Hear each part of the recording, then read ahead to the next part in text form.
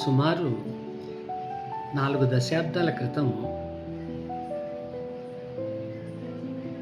నా జీవితంలో ప్రవేశించిన నా శ్రీమతి తనతో పాటు ఒక కొత్త బంధాన్ని కూడా నాకు తగిలించింది. దాదాపు 40 ఏళ్ళు గడిచిన ఆ కొత్త బంధం ఎప్పటికీ పాతపడలేదు. ఆ బంధమే శ్రీ వైఎస్ కృష్ణేశ్వరరావు గారు. ఆయన మా శ్రీమతికి పెదనాన్న కొడుకు. అంటే నాకు వరుసకి బావ అవుతారు. సాహితీ స్పర్శ మా ఇద్దరిని బాగా దగ్గర చేసింది. కృష్ణేశ్వరరావు గారితో కూర్చుంటే ఎంత సమయమైనా మనకు తెలియకుండానే గడిచిపోయేది.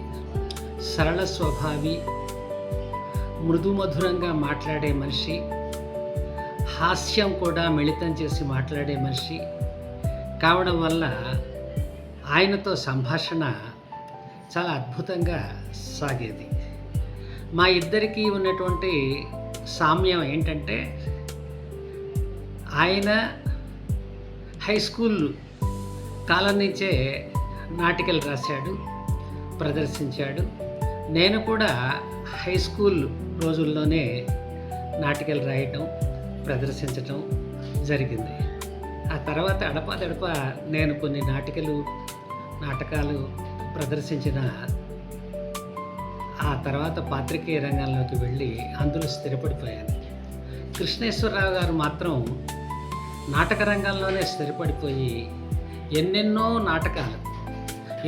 నాటికలు రాశారు. నాటక రంగంలో ఆల్రౌండర్గా ప్రసిద్ధమయ్యారు కృష్ణేశ్వరరావు గారు. ప్రయోక్తగా, రచయితగా, నటుడిగా ఆయన చాలా ప్రయోగాలు చేశారు. పరిషత్ నాటిక పోటీలు జరుగుతున్నాయి అంటే కృష్ణేశ్వరరావు గారి నాటకం ఖచ్చితంగా ఉండేది, ఖచ్చితంగా బహుమతి పొందేది. అందుకనే వాళ్ళ ఇంట్లో ఎటు చూసినా షీల్డ్లు కుప్పలు తెప్పలుగా పడి ఉంటాయి. అంత ప్రతిభావంతుడు కృష్ణేశ్వరరావు గారు. ప్రతిభ ఎంత ఉన్నప్పటికీ ఆవగింజంత అదృష్టం కూడా ఉండాలి అంటారు. ఆ అదృష్టం విషయంలో మా కృష్ణేశ్వరరావు గారు దురదృష్టవంతుడే. ఎన్నో నాటికలు రాసి ఎంతో పేరు తెచ్చుకున్న కృష్ణేశ్వరరావు గారు ఊరేగింపుతో పిఎల్ నారాయణ గారితో కలిసి ప్రయాణించారు. ఆ ఊరేగింపు ప్రదర్శన చూసి డాక్టర్ ఎం ప్రభాకర్ రెడ్డి గారు కృష్ణేశ్వరరావు గారిని సినిమా రంగానికి పరిచయం చేశారు. అలా ప్రచండ భారతం సినిమాతో కృష్ణేశ్వరరావు గారు వెండి తెరకు ఎగబ్రాకారు. ఆ తర్వాత ఆయన అనేక రకాల సహాయ పాత్రలు చేస్తూనే ఆయన మాటలు, సంభాషణల విషయంలో తన వంతు చేయూత ఆయా నిర్మాణ కంపెనీలకు, దర్శకులకు అందించేవారు.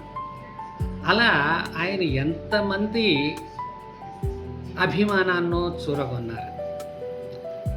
కృష్ణేశ్వరరావు గారు చందమామ కథలు అనే ఒక సినిమాలో చాలా అద్భుతమైనటువంటి ఒక పాత్ర పోషించారు. అది ఒక బిచ్చగాడి పాత్ర. ఆ పాత్రను మన హైదరాబాదులోని జూబ్లీ హిల్స్ చెక్ పోస్ట్లో ఎలాంటి హడావిడి లేకుండా చాలా సహజత్వం రావాలని ఆ దర్శకుడు సీక్రెట్గా కెమెరాలను పెట్టి ఈయనని రంగంలోకి దింపాడు. కృష్ణేశ్వరరావు ఆ పాత్రని ఎంత సహజంగా చేశారు అంటే, అక్కడ ఉండే బిచ్చగాళ్ళు ఆ చౌరస్తాలు అడుక్కునే బిచ్చగాళ్ళు ఈ కొత్త బిచ్చగాడు ఎవరో వచ్చాడు అని చెప్పని ఇతని మీదకి గొడవ పడటానికి వచ్చారట.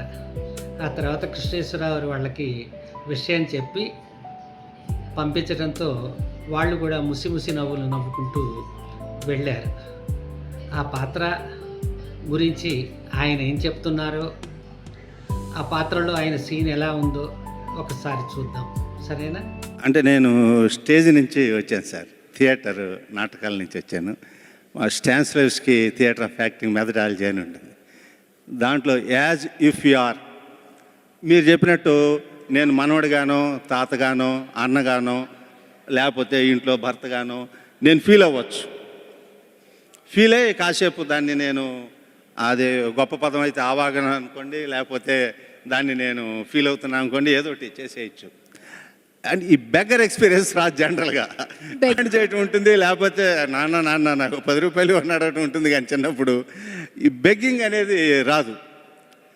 కాబట్టి కరెక్ట్గా మీరు చెప్పినప్పుడు ఇది చాలా న్యాచురల్గా ఉండాలండి. వాడు నిర్వికారంగా ఉండాలి, నిర్వికల్పంగా ఉండాలి, వాడికి ఏ విధమైనటువంటి ఫీలింగ్స్ వాడు అన్నప్పుడు అదొక్కటే ఆలోచించా పట్టుకున్న పాయింట్. మొన్న కేదార్నాథ్ యాత్రలు జరిగి చాలామంది చచ్చిపోయారు. ఒక్కవేళ ఇఫ్ అలా అందరూ పోయి ఏ కేదార్నాథ్ లాంటి చోట నేను దొరికి ఒక్కడే ఉండిపోతే how the life will be of mind, నాది ఎలా ఉంటుంది, నా మానసిక స్థితి ఎలా ఉంటుంది, అది అప్లై చేసుకొని చేశాను. దెన్ మిగతాది మీరు పూర్తి చేశారు.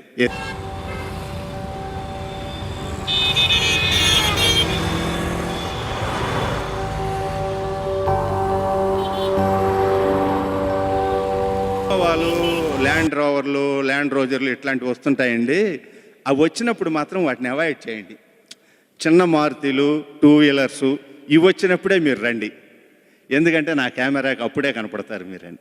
కరెక్ట్గా అలాగే తీసుకున్నాడు. అది ఆయన నాకు ఇచ్చినటువంటి ఇంకొక టిప్.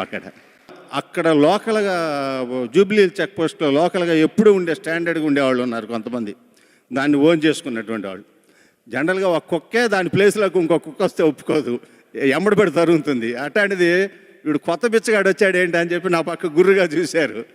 చూశాక నేను మెల్లిగా రిక్వెస్ట్ చేసి కెమెరా చూపించా, కాసేపు ఆగు వెళ్ళిపోతాను నేను ఇక్కడి నుంచి, నీకు పోటీ కాదు, నేను యాక్షన్ కోసం వచ్చాను అని. అలా వాళ్ళు ఇచ్చేశారు. 4-5 నాకు ఆ బాక్స్లో డబ్బులు వేశారు. నేనేమి ఇదవలా తీసుకొని వేరే అతనికి ఇచ్చేసి, అక్కడ ఉన్న అతనికి. ఒకళ్ళు మాత్రం, అంటే ఆయన పేరు గుర్తు రావట్లేదు, ప్రొడక్షన్ మేనేజర్ గారు మన దీంట్లో శివదీక్షలో ఉన్నారు, ఆయన వస్తున్నారు. ఆయన మాత్రం తీపై చూసి ఆహా అన్నాడు. ఆయన అక్కడే గుర్తుపెట్టాడు, ఇదేంటని అన్నాడు. అది అక్కడే జరిగింది. అంటే అలాగే నాకు మిక్కీ జే మేయర్ మ్యూజిక్ అంటే చాలా ఇష్టం, తెగ లైక్ చేస్తా. నేను అనుకున్నా, అది చెప్పా డైరెక్టర్ గారితో, సార్ ఈ సినిమా అంతా అయిపోయిన తర్వాత ఎక్కడో చోట నాకు బ్యాక్గ్రౌండ్ స్కోరు అవసరమైన చోట ఆయన ఇస్తారు, నాకు చాలా ఆనందంగా ఉంటుంది, అది వినాలని ఉంది. సినిమా వచ్చినప్పుడు ఫస్ట్ నేను దానికి ఇంపార్టెన్స్ ఇస్తానని కూడా చెప్పాను. థ్యాంక్ యూ, మీ అందరికీ నమస్కారం.